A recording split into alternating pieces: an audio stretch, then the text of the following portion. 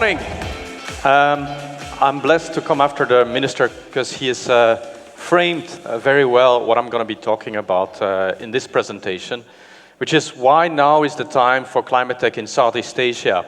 And I'm going to break it down and frame, what I think the debate about Climatetech in this region really should be about, and also come up with some practical ideas for founders and investors for taking advantage of the opportunities that presents. There's going to be a lot of content in this presentation. We'll provide on our LinkedIn page later a link to the presentation itself if you want to kind of digest it further, but I'll basically talk us through from big picture to action. First, I want to reframe the debate. Climatetech in 2025 is not what it was in 2024, and I think what's happening on the global stage needs no explanation. Then I'm going to dive into the specific vulnerability that Southeast Asia has as a region and how climate vulnerability and economic growth are very interlinked. From that, I'm going to speak about the opportunities for Climatetech, both for founders and investors, and I'm going to give you 12 specific ideas of Climatetech startups that I believe can scale and succeed in Southeast Asia, then talk about what it means for an ecosystem, and end with some call for actions. Let me start by reframing the debate. Here's how I think about, the big issue in 2025. And I frame it as beyond carbon and silicon. My view is that the world is effectively hitting two major ceilings on two of the biggest growth drivers of the last 2 centuries. The energy for the last 2 centuries has been provided predominantly by carbon, whether that's coal, oil, or gas. This region is 90% powered by that. If you think about the value creation, look at the stock market, Magnificent Seven. 80% of the value creation on the stock market has come from silicon, software companies, semiconductor companies, NVIDIA, OpenAI. The challenge is that we're hitting the ceiling of both at the same time. We can't burn more carbon without killing our planet. And at the same time, we're now facing an interesting point also on the silicon curve, where, in the past, there was something called Moore's Law, or Dennard scaling, which meant that computer chips were getting more efficient year by year, and so they were catching up with demand. We're now facing the first time in the history of silicon where demand is outstripping the efficiency gains from silicon. And so that's kind of, these two things are two ceilings that are interconnected. And for me, they kind of create a bit of a ceiling where you can't solve one without the other. And that's what I call beyond carbon and silicon. Let's dive deep into each of them. So let's talk about AI. I'm not going to talk about the importance of AI. I'm sure other speakers have done that. You read about it every day. What I'm going to talk about is the energy required to power AI. If you look at kind of the data center build-out and the energy consumption that has driven, it's just massive. By next year, it's estimated that the total data center capacity globally will consume as much energy as Japan. There's some predictions that by 2050, Eric Schmidt has said that by 2050, 99% of all energy globally is going to be used by AI. Now, that's a very big picture prediction, but I can tell you already today, in this region, depending on country, it's around 10%. By 2030, it may be, in some countries, 20 to 30%. That's massive. The problem is, we can't continue using fossil fuel to power data centers. Despite some people in this world thinking that fossil fuel is great and abundant, there's been no efficiency in fossil fuel. A gas turbine today is not more efficient than a gas turbine 5 years ago. If you look at renewable energy, that's very different. Solar energy, every time production doubles, costs 20% less. Wind energy, 15%. There is, advances in nuclear energy that, again, promise to make energy more efficient. And so my point one is, for AI to ultimately succeed and deliver its promise, we need clean, abundant power. Now, the problem is, we haven't solved the energy transition. We've solved solar and wind. We haven't solved energy storage. Nuclear, SMR, nuclear fusion, still not solved. And frankly, to solve that, we need compute. And that's kind of why the future of energy and the future of compute is one story. And that, to me, frames what Climatetech is really about in 2025. Now, let's come to Asia. Why do I think Asia is uniquely positioned to address this? More than 50% of today's investment in renewable energy is in Asia. If you express it in gigawatt, more than 75% of that is in Asia because we're doing it cheaper than in the US and Europe. Now, a lot of that has been historically in China, but India, Southeast Asia, Australia are catching up, and by 2030, close to half of Asia's renewable energy growth will be outside of China. Now, if you think that the future of computing is driven by cheap electricity, and if you believe that renewable energy is the cheapest form of electricity in the future, then the future of compute can also be shaped in Asia. And that's my macro thesis. Now, let's come to the region. What's the specific Southeast Asia challenge? Southeast Asia is at a very unique but also challenging starting point where it is a region where its economic growth is extremely vulnerable because of climate change. The physical risk in Southeast Asia is very acute because we're a tropical region with a lot of coastline, and so it's extremely vulnerable to, whether it's flooding, storms, haze, and all those things. It's also a region where the economic exposure is higher. Think about where people live in Southeast Asia. Think about economic activity. It's all in low-lying coastal regions. Name any megacity in Southeast Asia, it's in a low-lying region. That's different from the rest of the world. And that's why, economically, this region is particularly vulnerable to climate change. And it's happening already today. There are power failures, there are cooling peaks, there's water scarcity. We're feeling the impact of that already today. My next point is that megacities are at the epicenter where this challenge is hitting us. This region is facing faster urbanization than any other region on the planet. By the end of this decade, we'll have 5 megacities with more than 10 million people. By 2040, probably 10 to 15. And in these megacities, we feel the pain of climate change extremely well. These cities is where the energy is peaking more than anywhere else, because that's where we have data centers, that's where we have cooling. Most of these cities, are a concrete jungle, as someone used to sing about New York. Now, a concrete jungle in this part of the world means an urban heat trap. Cities are on average 2 to 5 degrees hotter than surrounding areas.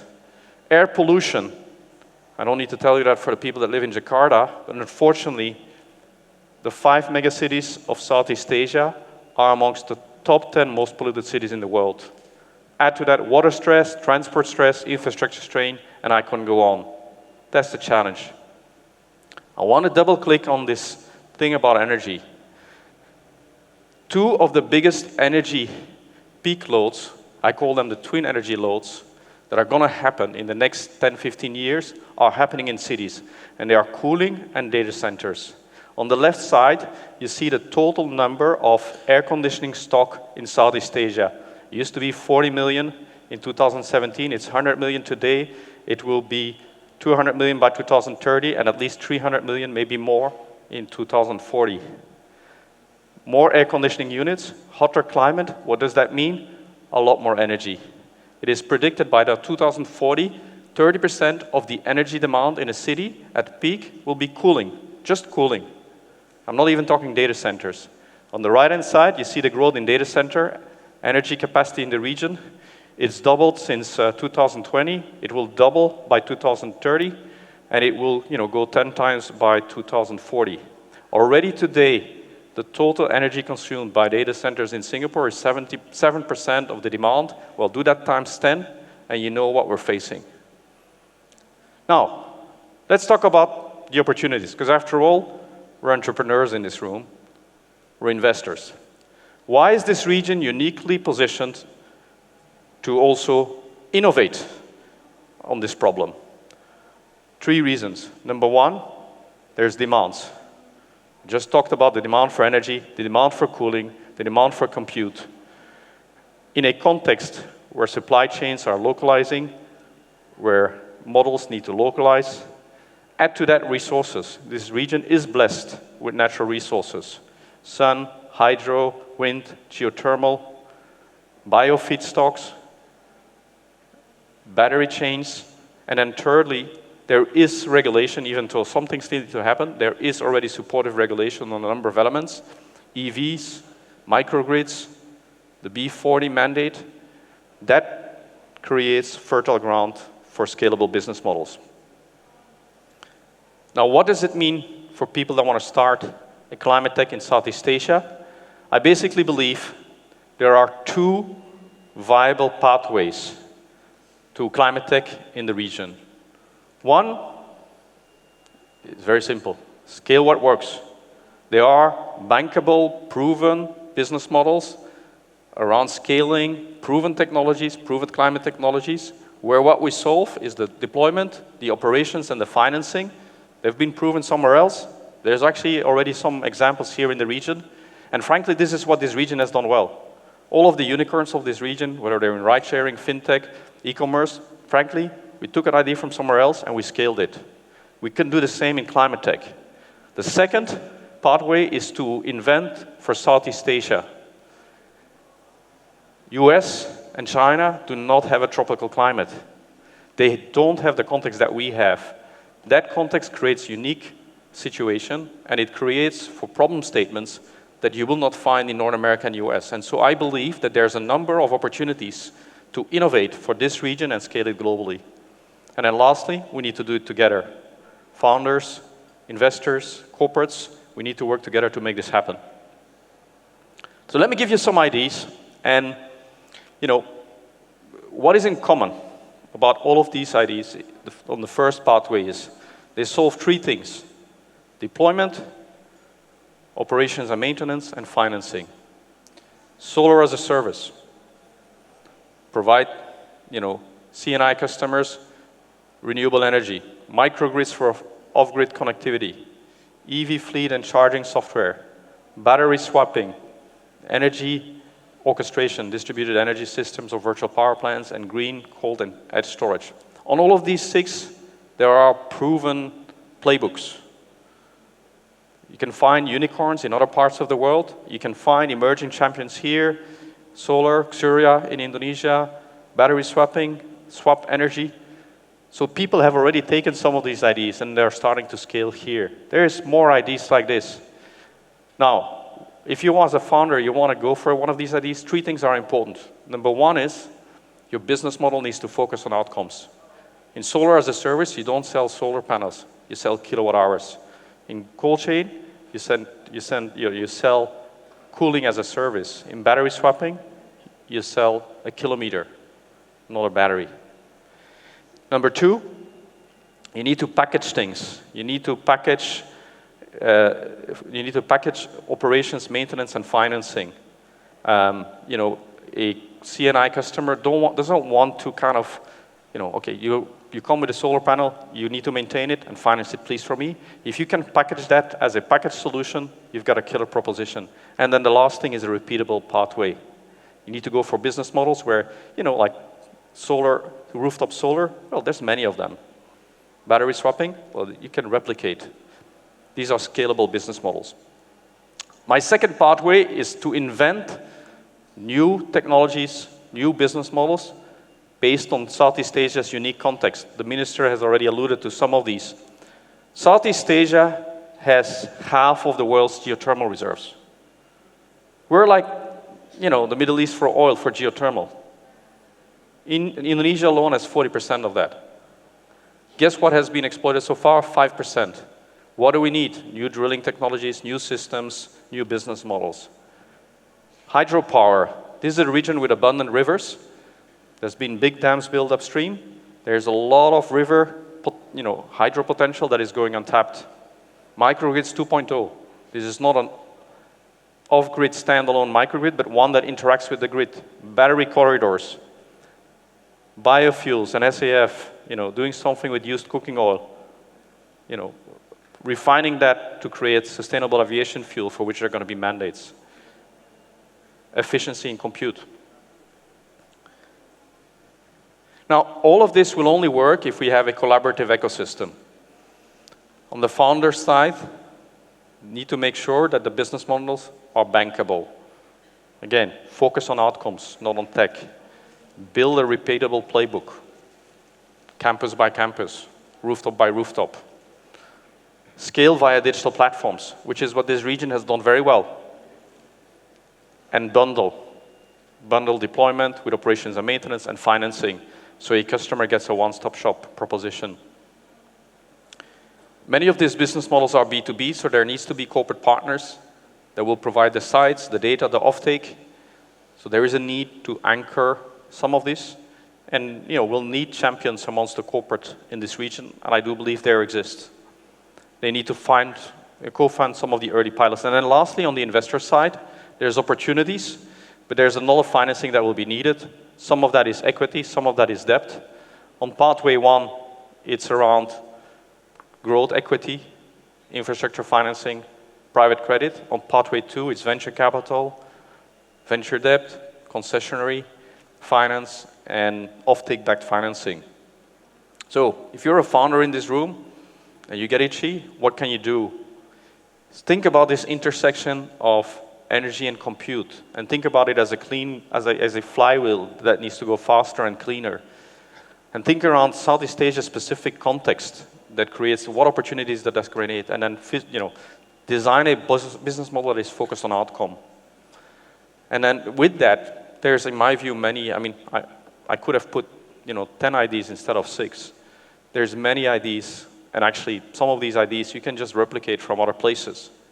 Just need to pick and design the business model, and as I said, bring in the financing, bring in the digital platform so you can scale efficiently. On the investor side, I do believe this is the next wave of opportunity as well, both for private equity, infrastructure finance, the entire capital stack actually. However, it's important that the right business model is financed by the right type of capital. I think these repeatable pathways are perfect for private equity, perfect for infrastructure finance, perfect for project finance. The innovators will need venture capital, more patient capital, will need corporate partnerships, will need concessionary capital to do their first-of-a-kind pilots. And then you need some of the success factors that I put on the bottom of the page. What are we doing in that? We've been backing Climatetech since 2016. These are some of our companies. They fit both pathways. Some of them are global champions, some of them are local champions. But I think they address one of these two pathways. VFlowTech, large-scale energy storage, batteries that are designed for tropical climate. Ionate, power transformers fit for the demands of the future with very peaky loads.